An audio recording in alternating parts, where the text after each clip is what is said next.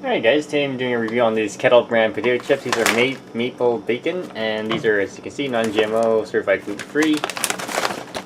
Take a look at the side panel there. There you go. Read the ingredients. Now let's do a quick taste test. I have people, they'll comment that, oh, you know, they could read a label as well.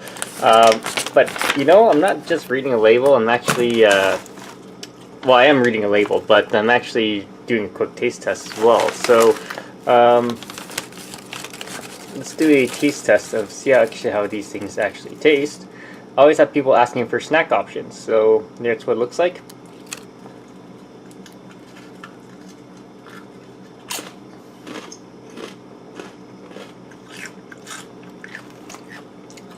Taste-wise, it's subtle. It's pretty sweet.